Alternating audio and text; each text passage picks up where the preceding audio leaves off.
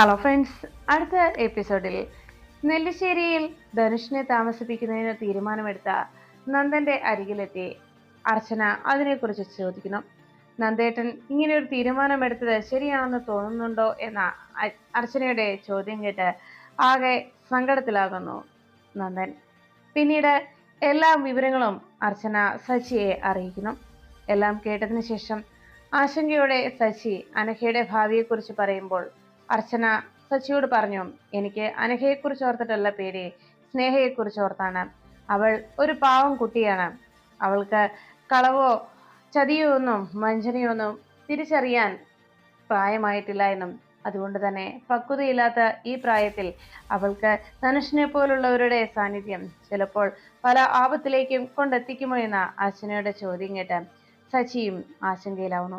ഇതേ സമയത്ത് ധനുഷ് ഔട്ട് ഹൗസിൽ താമസിക്കുമ്പോഴും നെല്ലിശ്ശേരി വീട്ടിൽ കടന്നുകൂടുന്നതിന് എന്താണ് ഒരു പോംവഴി എന്ന് തലപുകഞ്ഞ് ചിന്തിക്കുമ്പോൾ സ്നേഹ ധനുഷിനരികിലേക്ക് എത്തുകയും സ്നേഹയിലൂടെ തനിക്ക് ആ വീട്ടിൽ കയറാനുള്ള അവസരം കിട്ടുമെന്ന് ധനുഷ് ചിന്തിക്കുന്നു. അങ്ങനെ സ്നേഹയെ തന്റെ വലയിലാക്കാനുള്ള നീക്കം ധനുഷ് തുടങ്ങുന്നു.